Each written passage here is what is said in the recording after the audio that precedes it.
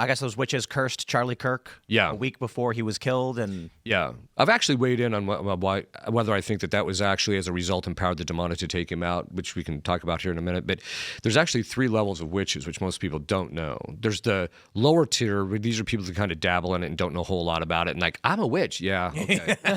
Then we're the granddaughters of the witches who couldn't burn. Yeah, exactly. You're like, okay, all right. You watched The Craft. We get it. Yeah, yes, exactly. You like Harry Potter. Then there's the middle tier, and those are people who have studied to a little bit of degree, and they've been involved in it for a little while, and they'll also say, yeah, I'm a witch.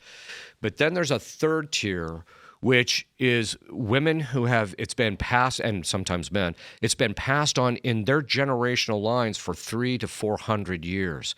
These people's knowledge of how this stuff works is on the same level as mine. They're no hacks. Those types of people, you will never know they're a witch or a warlock. You will never know that because, A, they're doing stuff that's occult that can put them in jail. But the other part of it is that they know it's precisely what empowers them is the fact that it's occult. It's hidden. Yes, yeah. And they can continue doing it. Once it's discovered, then it shuts them down. And so they know how this actually works. So whenever I see these women online or these witches, we're going to curse Charlie Kirk.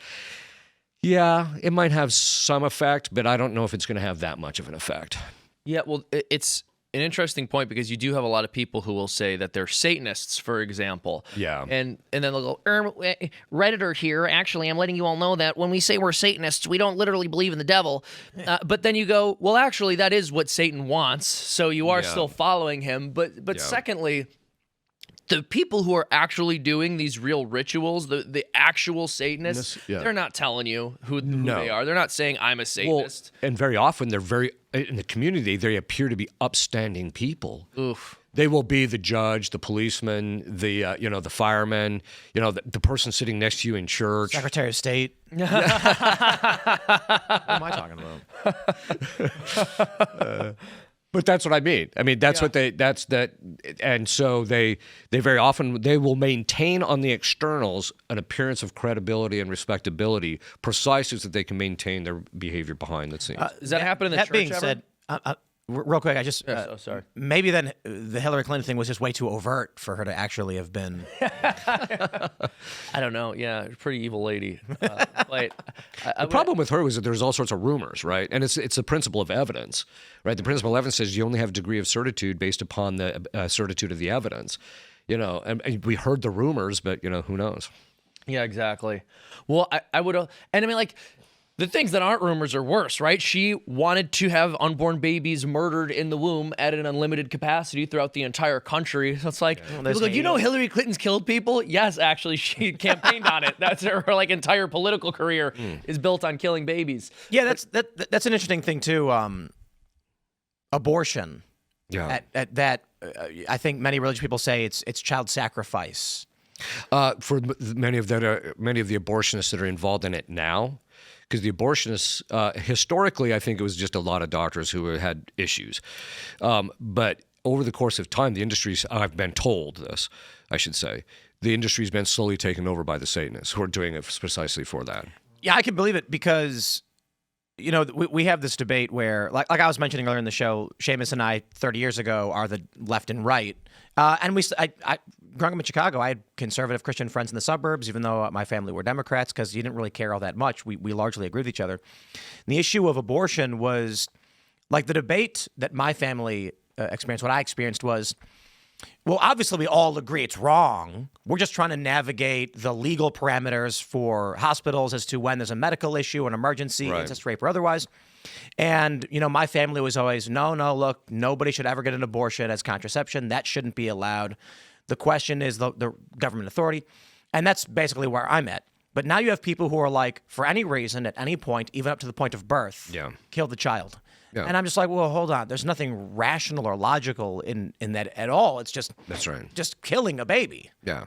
Or wiping out, at a certain point, if you look at it in the last 40 years, we've wiped out 1 billion people worldwide that way. I mean, we're talking about something that's pretty serious. The other side of it, too, is that, people ask you, is abortion demonic? On a certain level it is, if for no other reason than it's such a stubborn issue. It's intractable. Trying to get rid of it is almost impossible. And then it's also one of those topics where you just talk to people about it and they can't be rational about it. Yeah. Yeah. Well, Yeah. I think and a lot of that is because one thing I've said about this issue a lot is pretty much everyone on both sides, regardless of whether they fully acknowledge it, understand this is a life or death issue. Pro-lifers understand that this is life or death because a baby's being killed. Yeah. And then there's a large number of people who have been involved with abortion, and to them, admitting that that was a child that they killed or participated in killing would cause them to die inside, to have to come to terms with that and recognize what they did. So they fight for dear life on this issue in sometimes an even more ferocious and driven way than pro-lifers will, because they don't want to have to come to terms with what they've done. There's a really funny video I saw recently on Instagram where a guy is petitioning to save puppies. Do you see this one? No. So he goes up to people and he says, I'm wondering if you'd help us save puppies. There are these, animal shelters, and what they're doing is, and then he explains partial birth abortion. And he says, would you sign a petition to say that they cannot kill the puppies before they are born? And they're like, it's a man and woman. They're like, yeah, absolutely. And they sign it. And he goes, okay, thank you so much. And also, when he flips the page, he goes, they're doing it to humans as well. And I'm wondering, and they're like, no, we're not interested in that. And he's like, well, I don't understand. You want to save the puppies, but not the babies? And they were like, no. And they walk off. And it's just very weird. Like, the logic was proven to them. They don't care. Why do we love animals so much more than people in this society? Precisely because we prefer the lesser good. I mean, and this, which gets back to this whole thing. Children are a sacrifice, right? I mean, they require a lot of work. I mean, but they're the greater good, right? And this is why people just don't want to have to put aside certain lesser goods. I understand your point, but I wouldn't want to phrase it that way. I think it might scare people. Well, that's why you're not an exorcist. Indeed. But the idea of children being a sacrifice, actually, I understand the logic, obviously. Yeah, you sacrifice your time, your energy, you don't go out and party anymore. But you were not going out and partying before you had the kid. Tim has always been a very hard worker. Don't let him act like he's been reformed. Like, this guy was always nose to the grindstone. Sure. Which, by the way, I think that, let me address this because I think I know where you're going with this, and you can correct me if I'm wrong. We tend to think in sacrifice that we're losing something in the process. right.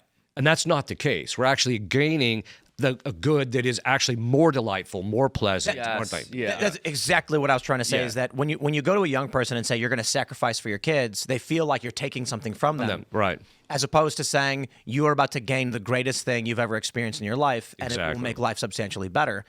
And you should want this more than anything. Give up those lesser goods for... Right. And, I think, too, the idea of greater good is for you, too. That's right. It's don't worry about drinking. Don't worry about partying. Don't worry about that stuff. You are going to have way better of a time. You are going to experience way more with your children. That's what you should be doing. Yeah, and we know that instinctively by virtue of the fact that a guy who goes off to war, and sacrifices his life, what's the greater good that he achieves for himself? Honor, virtue. That's right. Etc. He changed something that's a greater thing than even his own physical life. It is terrifying to me how our society and the Western world is abandoning honor. Totally. Oh, yeah. don't What was care. it? I think it was C.S. Lewis who said we laugh at honor and then we're surprised to find traitors in our midst. Yeah. Yeah. That's exactly it. But we are a nation today of relatively little honor compared to cultures past. Yeah. It's in our mainstream media, in our entertainment, our cartoon shows, our comedy cartoon shows, they're just Twisted plots, completely folks. without honor. Help and us make an honorable we need cartoon. to bring that back. I've always been I've always admired honor and loyalty. Yeah. Are you familiar with the story of Hachiko the dog? I don't think so. Oh boy, this was a tearjerker. You know Hachiko, right, Seamus? I don't think I do. Oh boy. I don't watch anime. Quick version. It's not. No, I'm giving you. So I'll give you the very quick version. Japanese professor adopts a dog. One day the dog, as he's going, he goes to the train station he's a professor at university. Dog breaks out and follows him to the train, sees him off to the train. When he comes back, the dog's waiting for him. This creates a routine for this professor and his dog Hachiko, where every day the dog walks him to the train and then comes back at 5 o'clock when he gets off the train, and they walk home together. One day the professor was at the university, suffered a stroke and died, never came back. Hachiko waited at the train station for 10 years, and they had tried to remove the dog. The dog would come back, and it sat waiting, refusing to leave until his friend, his owner, came back. It's like out of the Odyssey. And the people came to recognize the dog, and they're like, that's just Hachiko. And then finally, one day the dog died. They built a statue in his honor, representing loyalty. And then I think it was maybe like 13 or so years ago, or maybe 20 years ago, someone had a vinyl record of the train station where you could hear Hachiko barking.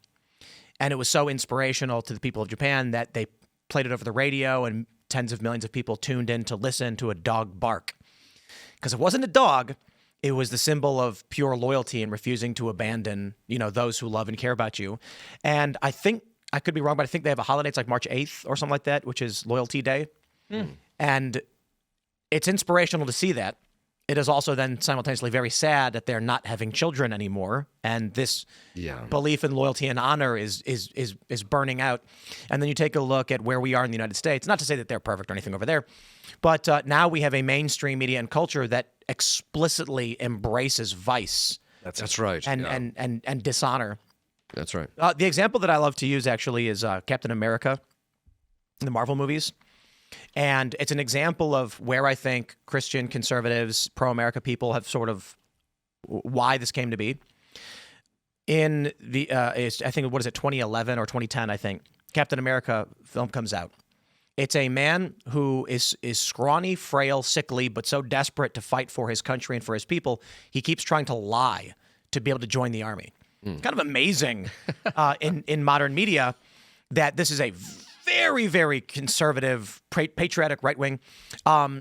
He's chosen to become the super soldier not because he is a brutish man who is strong, but because he was of good moral character. And he becomes a hero, and he fights and sacrifices, and he saves the day. 10 years later, they give us Captain Marvel. And Captain Marvel is a woman who always had the power, who is arrogant and deserving and angry that she's being held back in the exploitation and use of her powers. And then the movie starts with her going up to a guy's on a motorcycle, and he says, "Hey, why don't you smile more?" And then she looks at him, and the next scene is she's stolen his clothing and his motorcycle. And the end of the film is her realizing she was always powerful, and she doesn't need to be held back by men. And it's an inversion of the story of sacrifice, give everything you have to help those around you. Right. And you've accidentally achieved power, it's yours, and no one should tell you can't wield it as you see fit. But the thing is, with Captain America, conservatives didn't come out and celebrate the message, the patriotism, and tell people this is what we want to see. They saw the movie and it was okay, but the encouragement wasn't there.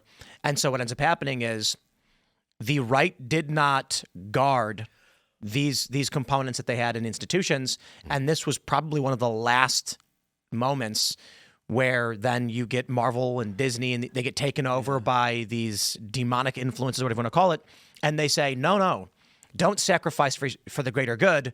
You deserve everything. It was always yours, and you are powerful. Do what you want. And a lot of it's not even intentional. People will just write stories from their heart. They will put down to page what they think maps onto reality. And if you have a completely warped vision of the way the world works, you don't actually believe virtue is a good thing.